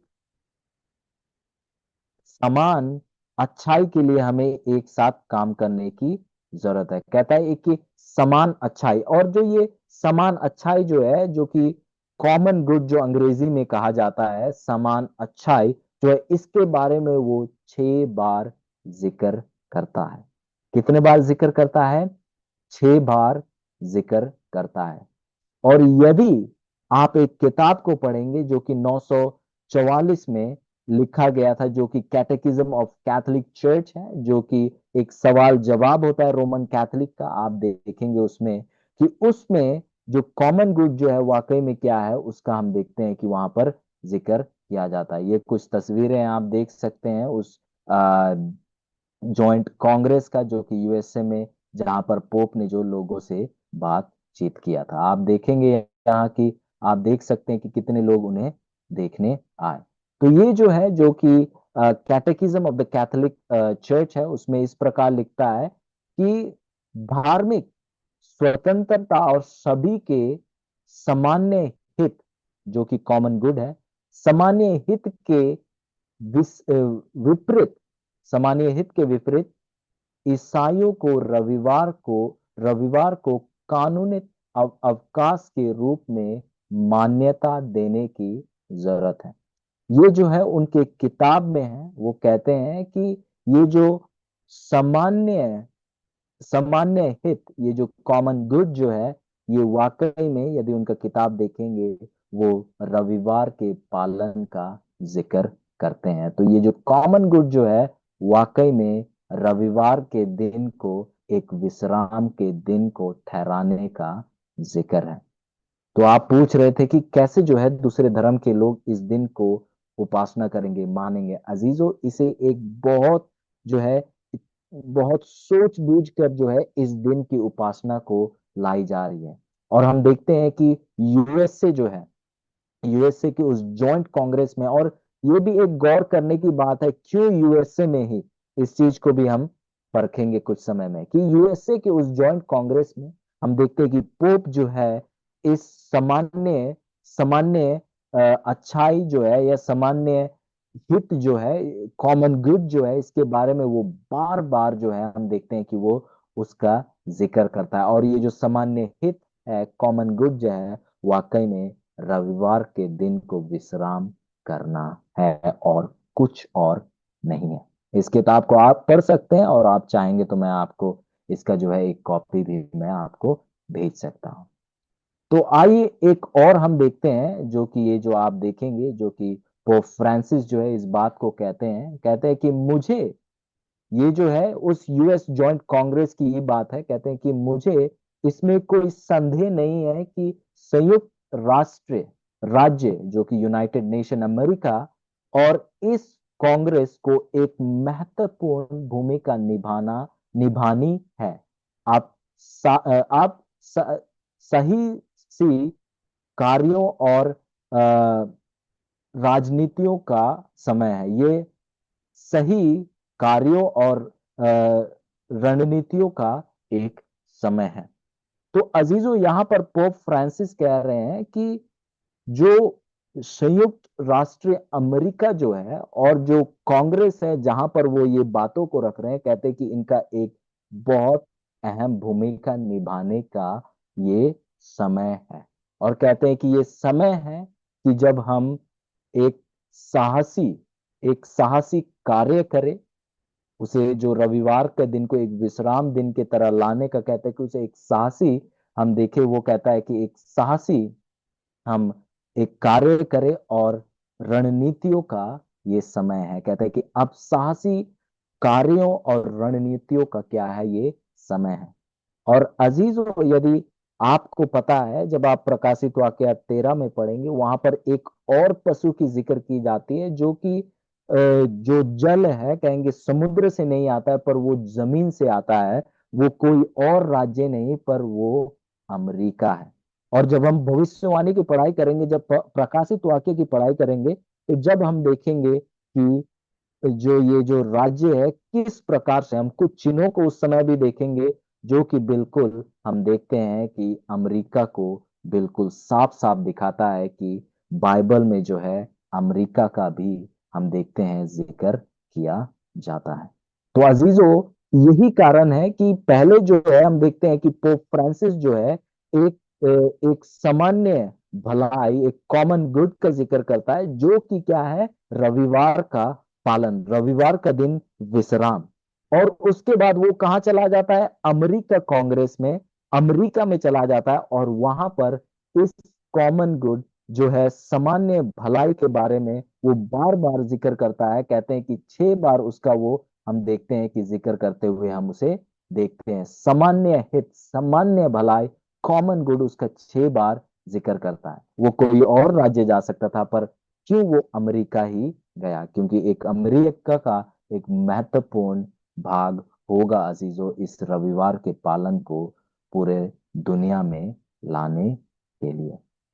और आप देखिए, आपके सामने और कुछ बातों को मैं रख रहा हूं, और यहाँ पर देखिए कि ये जो टाइम मैगजीन है वो कहता है इस प्रकार से कि जो दुनिया के जो लीडर्स है, दुनिया के जो बड़े बड़े जो चालाने वाले लोग हैं, कहता है कि उन्हें पोप फ्रांसिस को सुनने की जरूरत है जलवायु परिवर्तन के विषय में। देखिए, ये बहुत बड़ा न्यूज चैनल है और ये जो है इसको आप देखेंगे, ये जो खबर है आप इसको इंटरनेट में डाल के देखिए और आपको ये ऐसा ही मिलेगा। तो अजीजों, आप देखिए कि जो पोप फ्रांसिस है, जब ये कॉमन गुड जो है सामान्य हित के बारे में जब कहता है कि ये अब समय आ चुका है कि हमें इसके लिए हमें जोर शोर से आगे बढ़ने की जरूरत है। यहाँ आप एक मलेशिया की ये हम देख सकते हैं, मलेशिया की जो है ये कहेंगे कि मलेशिया पार्लियामेंट की एक मेंबर है जिसका नाम आप देखते हैं हैना योम है, जो कि एक पॉलिटिशियन भी है, एक बहुत बड़ी पॉलिटिशियन है। आप देख सकते हैं कि ये जो है कहती है कि जो रविवार को जो है एक विश्राम का दिन परिवारों के लिए ठहरा देना चाहिए। कहती है कि परिवारों के लिए ठहरा देना चाहिए। आप यहाँ देख सकते हैं, कहा जाता है कि फिर जो हैना जो है उसका यहाँ जिक्र किया करते हुए कहा जाता है कि वो इस प्रकार से रविवार कानून के बारे में वो जिक्र करती है। और यदि आप देखें तो पोलैंड जो एक जगह है, आप देखेंगे वहां पर जो है रविवार कानून को लागू कर दिया गया है। वहां पर रविवार के दिन को आज भी माना जाता है। आप यहाँ देखेंगे कि यहाँ अंग्रेजी में लिखा है, in Europe Roman Catholic bishops even admitted that one of their main goal is to get Sunday enforced as a rest day. Europe में जो रोमन कैथोलिक कलीसिया के जो बिशप हैं, वो खुद कहते हैं कि उनका एक खास मकसद है, वो ये है कि रविवार कानून को किसी भी तरह जो है लाया जाए, ये इनका एक मकसद है, वो खुद ऐसा कहते हैं। तो हम देखते हैं कि जो पोप जो है, हम देखते हैं किस प्रकार से जो है इन बातों को हम देखते हैं कि कितने सूझबूझ से हम देखते हैं कि वो लाता है। और हम देखते हैं कि ये जो है बहुत जो है विचारों के साथ हम देखते हैं कि लाता है। हम देखते हैं कि एक एक खबर बताता है कि पोप फ्रांसिस जो है बहुत तेजी से वो बढ़ रहा है और कहता है कि हमें एकता के साथ जो है इस सामान्य हित के लिए हमें काम करने की जरूरत है। और मैं आपके सामने जो है ये पेश करना चाहूंगा। आप देख सकते हैं ये जो है पोप फ्रांसिस जो है जब यूएस कांग्रेस से जो है बात कर रहे थे, वो ये लेटर है। यदि आप चाहेंगे इसका मैं लिंक भेज सकता हूँ, आप खुद पढ़ सकते हैं, ताकि जो बातें हम बोल रहे हैं आपको ऐसा ना लगे कि बनाई हुई बातें हैं। ये सब इंटरनेट में अभी भी मौजूद है। ये जो आप लेटर देख रहे हैं कुछ समय पहले ही मैं इंटरनेट से लाया। ये जो लेटर जो है पोप फ्रांसिस जो है, आप यहाँ अगर आप देखेंगे 3 लेटर हैं यहाँ पर। पोप फ्रांसिस ने जो है यूएस कांग्रेस को एड्रेस करते हुए कहा, फिर बिशप को कहा, और फिर जो है प्रेसिडेंट को कहा। वो सब लेटर वहां पर मौजूद है। और जब आप पढ़ेंगे यहाँ देखते हैं जो है पोप फ्रांसिस कहते हैं कि हम सभी को एक साथ आगे बढ़ने की जरूरत है।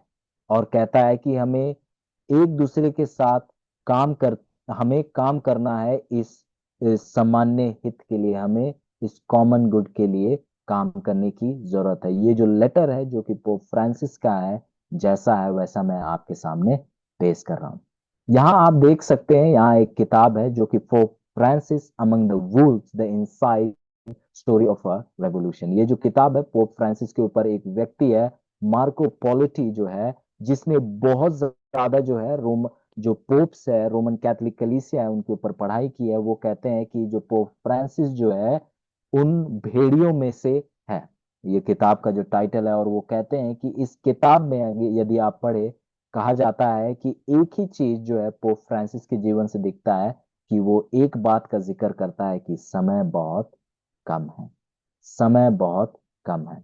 और यदि आप देखें ये जो यूएन है, यूएन जो है यूनाइटेड नेशंस है, वो लोग कहते हैं कि हमें पोप फ्रांसिस के साथ बनने की जरूरत है और भविष्य के लिए कुछ खास और अहम निर्णय लेने की जरूरत है। और यूएन की जो है एक डेवलपमेंट प्रोग्राम की आ, जो उसकी अधिकारी है एलन क्राक, वो कहती है कि जो ये जो सामान्य हित है, जो कॉमन गुड है, इसको पूरा करने के लिए हम देखते हैं, कहती है कि पोप फ्रांसिस जो है बहुत तेजी से बढ़ रहे हैं। और ये सामान्य हित क्या है? रविवार का दिन उपासना, रविवार का दिन को क्या करना? रविवार का दिन को विश्राम करना। तो अजीजों, ये जो है हम देखते हैं कि पोप फ्रांसिस जो है इस प्रकार से कहेंगे कि ये जो छोटा सींग जो है इस प्रकार से इस बात को लाने की कोशिश कर रहा है। आप यहाँ देख सकते हैं एक जो है आर्टिकल है कैथोलिक चर्च का जो न्यूज़ है, वहां पर इस प्रकार लिखता है कि पोप फ्रांसिस जो है ईसाई लोगों को डरपोक कहते हैं, जो लोग जो है पूरे 10 आज्ञाओं को मानते हैं। वो कहते हैं कि जो लोग पूरे 10 आज्ञाओं को मानते हैं, वो कहता है कि वो डरपोक लोग हैं। और यदि आप देखें ये जो है एक जो पोप फ्रांसिस की ओर से जो कही हुई बातें हैं, जिसे एक जो रिपोर्टर है वो रिपोर्ट करती है, जेनेट जिसका नाम है, वो कहती है कि यह कहने के बाद कि रविवार सैबत है। देखिए क्या कह रहे हैं पोप फ्रांसिस के शब्द। ये कहने के बाद कि रविवार सैबत है, फ्रांसिस ने व्यवस्था विवरण का हवाला देते हुए कहा, मैंने तुम्हारे सामने जीवन और मृत्यु रखी है। यह ये ये विकल्प वर्जिन मैरी का आदेश है। तो अजीजों, वो जो है एक भाषण में वो कहते हैं कि जो रविवार जो है वो ही साबत का दिन है। और हमने इस चीज को परख लिया कि रविवार जो है साबत का दिन बिल्कुल ही नहीं है। और उसके बाद वो जो है व्यवस्था विवरण का एक हवाला को लेकर कहते हैं कि, और इस वचन को आप जानते हैं, कहते हैं कि जीवन और मृत्यु मैंने आपके सामने रख दिया है। अजीजों, हम देखते हैं कि किस प्रकार से हम देखते हैं कि ये जो है, ये जो रविवार पालन जो है किस प्रकार से हमारे सामने लाया जा रहा है। और हम देखते हैं किस प्रकार से इसको पूरा करने के लिए हम देखते हैं कि पोप फ्रांसिस जो है जोर शोर से हम देखते हैं कि इसमें लगा हुआ है।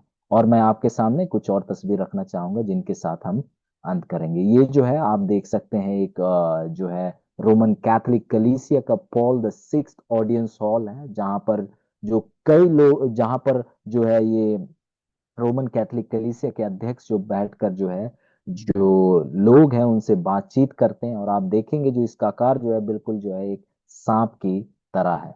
और आपको अब बताने की भी जरूरत नहीं है कि क्यों इस चीज को दिखा रहे हैं इस प्रकार से। यदि आप देखें अंदर, आप देखेंगे तो आप देखेंगे कि सांप के आंख जैसे आपको नजर आएगा। आप यहाँ देख सकते हैं कि सांप का आंख जैसे आपको नजर आएगा।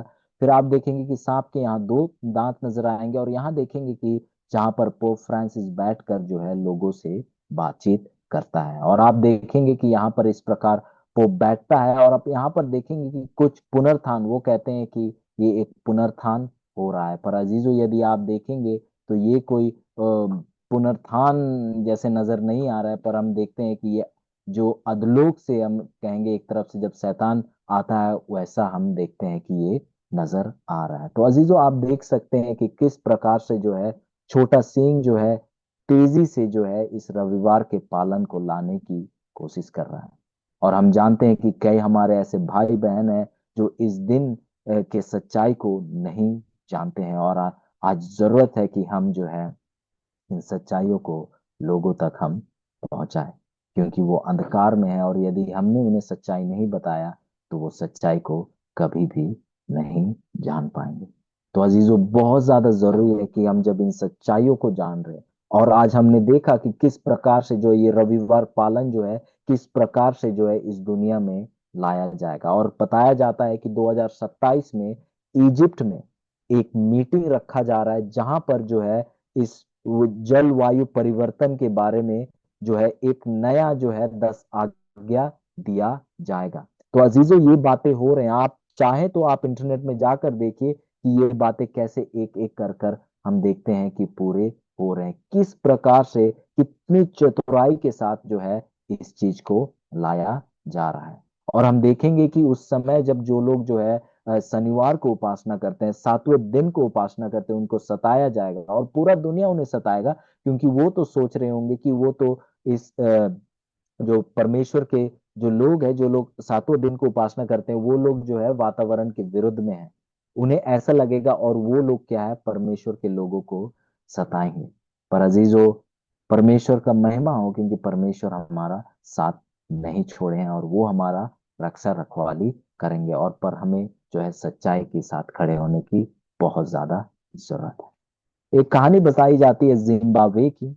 एक पादरी, एक पास्टर जो थे वहां पर थे, एक जो कि जिसका परिवार था, बीवी थी और उसके बच्चे थे। और वो एक ऐसा समय था कि हम देखते हैं कि उस समय जो है जो लोग थे जो स्वतंत्रता के लिए जो है जो सरकार है उससे वो लड़ रहे थे। और हम देखते हैं कि जो लोगों का जो समूह था वो इतना ताकतवर हो गया था कि वो लोग जो है सरकार के ऊपर जो है बहुत ज्यादा हावी हो गए थे। तो इस समय ऐसा हुआ कि जो सरकार की जो सेना थी वो लोगों पर, गांव के लोगों पर बहुत ज्यादा दबाव डाला करती थी। तो हम देखते हैं कि इस समय जो है जब लोगों के, गांव को, लोगों को सताया जा रहा था, तो ये जो पासवान जो था, ये पास्टर जो था, ये जो उपदेश किया करते थे, परमेश्वर से बहुत प्रेम किया करते थे। और इन्हें कहा गया था कि आज के बाद कोई भी जो है इकट्ठा नहीं होगा, आज के बाद लोग इकट्ठा होएंगे नहीं, क्योंकि उन्हें लगता था कि ये शायद उनके विरुद्ध में कुछ ना कुछ योजनाएं बनाए। तो वो उन्होंने कहा कि कोई आज के बाद जो है बड़े संख्या में नहीं इकट्ठा होगा, और यदि ऐसा पाया जाएगा तो उसे मौत के घाट उतार दिया जाएगा। तो जब ये नियम आया, ये बात जब कही गई, तो ये पास्टर जो था, इसको जो है इस पादरीगण को जब ये बात सुनने में आई, तो उससे कुछ दिन बाद उसे एक और गांव पे जो है बाइबल जो है जागृति मीटिंग उसे करनी थी। तो उसके बारे में वो प्रार्थना करता है, फिर वो निर्णय लेता है कि उसे महसूस होता है कि उसे इस जागृति मीटिंग करने के लिए जाना चाहिए। जब समय होता है वो उस जागृति मीटिंग को करने के लिए वो दूसरा गांव में चला जाता है, और वहां पर जो है जागृति मीटिंग को अच्छे से करता है। और जब वो वहां से निकलने लगता है, वो गांव वालों से कहता है, दूसरे गांव वालों से, कि मुझे नहीं पता कि मेरे साथ क्या होगा, क्योंकि ये चीजें जो हैं हमारे गांव में हो रही है। तो इसके बाद जो है ये पास्टर जो है अपने गांव को चले जाते हैं, और जब गांव आते हैं तो वो देखता है कि गांव के लोग उससे दूर दूर भाग रहे हैं, उससे बात नहीं करना चाह रहे हैं। जब वो अपने घर आता है, वहां देखता है कि उसकी बीवी भी जो है उससे बात नहीं कर रही है, नजरें नहीं मिला रही है, और उससे दूर भाग रही है। अपने बच्चों को लेके वो भी बाहर भाग जाती है। और थोड़ी देर बाद देखा जाता है कि जो सेना थी, जो सरकार की सेना थी, वो आती है, और गांव वाले भी उनके साथ आते हैं। और जो है इस पासवान के पास आते हैं, इस पास्टर के पास आते हैं, और उसे कहते हैं कि आप कहाँ पर थे। तो पास्टर के पास एक निर्णय था कि वो झूठ बोले और बच जाए, पर वो जो है एक वफादार पासवान था, और वो उनसे कहता है कि मैं दूसरे गांव में गया था, वहां जागृति मीटिंग के लिए गया था। फिर उसे कहते हैं कि क्या आपको नहीं पता था कि एक नियम लागू किया गया है कि आप जो है ऐसे संख्याओं में इकट्ठा नहीं हो सकते हैं, और यदि कोई ऐसा करे तो उसे मार दिया जाएगा। क्या आपको नहीं पता था? पास्टर कहता है कि हाँ, मुझे पता था। फिर जो है एक लोगों को कहा जाता है कि लकड़ियां ले आओ, ये कीजिए, वो कीजिए, और जो उस घर का जो मेन पिलर जो था, जिससे जो घर जो है बिल्कुल खड़ा हुआ था, उसमें जो है उस पासवान को बांध दिया जाता है। और उसे बांध देने के बाद जो है पूरा घर को जो है जला दिया जाता है। और जो है लोग उसे देखते हैं, और जब वो घर जल रहा होता है तो वो जो है गाना गा रहा होता है। और वो गाना जो था अंग्रेजी में इस प्रकार है कि lift up the trumpet loud let it ring Jesus is coming again. जो गाना का मतलब ये है कि तुरी फूको, और लोगों को पता चलने दो कि यीशु मसीह आने वाला है। ये वो गाना गा रहा था, और लोग बड़े हैरान थे कि कैसे एक व्यक्ति जिसे जलाया जा रहा है जिंदा जो है वो ऐसे गीत को गा सकता है। कुछ समय बाद सभी लोग चले गए और रात हो जाता है, और ये जो उसकी बीवी जो है अपने बच्चों के साथ अपने घर चली जाती है। और जो उस घर में जो है बीच रात में जो है एक खटखटाहट होता है, कोई दरवाजा को खटखटाता है। और वो जो है, जो लोग अंदर थे, उसके बीवी के परिवार थे, बच्चे थे, वो सब डर गए, शायद वो लोग हमें भी मारने तो नहीं आ रहे हैं। कोई भी दरवाजा को नहीं खोलता है। और जब सवेरे होता है तो वो देखते हैं कि जो पास्टर जो है, जिसे जलाया जा रहा था, वो जो है बिल्कुल जिंदा है, और उसके कपड़ों में एक खरोंच भी नहीं आया है। तो गांव के लोग आने लगे, जो आर्मी थे वो आए और उनसे पूछने लगे कि आपको तो हमने जलाया था, आप तो उस घर के अंदर थे, आप बच कैसे गए? फिर वो जो है कहानी उन्हें बताता है कि जब आप सब चले गए थे तो एक व्यक्ति आया जो कि सफेद कपड़ा पहने हुआ था, और उसने जो है मुझे पूरी तरीके से इस प्रकार से घेर लिया, और मुझे जो है घर से निकाल कर जो है एक सुरक्षित जगह लेकर चले गया। तो हम देखते हैं कि जब ये बातों को सुना तो जो सेना के लोग थे उन्होंने उससे माफी मांगी, और गांव के लोगों ने भी माफी मांगी। और हम देखते हैं कि किस प्रकार से परमेश्वर ने जो है अपने वफादार का, हम देखते हैं कि कैसे सुरक्षा और रखवाली किया। अजीजों, परमेश्वर जब आपको सच्चाई बता रहे हैं, तो जब आप सच्चाई में जब खड़े होते हैं, तो उस सच्चाई में जब आप खड़े रहते हैं, जब मुसीबत परेशानी आपके ऊपर आती है, तो उससे बचाने भी वो परमेश्वर जानते हैं। पर क्या आप विश्वास करते हैं कि जो परमेश्वर ने कहा वो सच्चाई है? क्या आप विश्वास करते हैं कि परमेश्वर आपको बचा सकते हैं? अजीजों, उसने परमेश्वर को चुना, उसके सच्चाई को चुना। मौत उसके सामने थी, पर वो उससे नहीं डरा, पर वो परमेश्वर के साथ वफादार होने का उसने निर्णय लिया। आज आपको और मुझे भी चुनाव करने की जरूरत है, क्योंकि जो पढ़ाई आज हमने देखा, जिस प्रकार से रविवार कानून को लाया जाएगा, उन चीजों को हमने देखा, और ये चीजें बहुत जल्द पूरी होने वाली। क्या आप परमेश्वर के साथ वफादार बने रहेंगे, कि क्या आप उस पशु की छाप लेंगे? ये निर्णय लेने का समय है। और यदि आप कहते कि हाँ, मैं परमेश्वर के साथ बना रहूंगा, कुछ भी आ जाए, मौत ही क्यों ना आए, मैं सच्चाई से नहीं हटूंगा। और यदि ये आप हैं, मैं निवेदन करता हूँ, यदि आप घुटना टेक सकते हैं तो आइए, घुटना टेकिए और हम अपने आप को परमेश्वर को समर्पित करें, ताकि हम परमेश्वर के साथ हमेशा खड़े रहें और बने रहें। आइए हम प्रार्थना करें।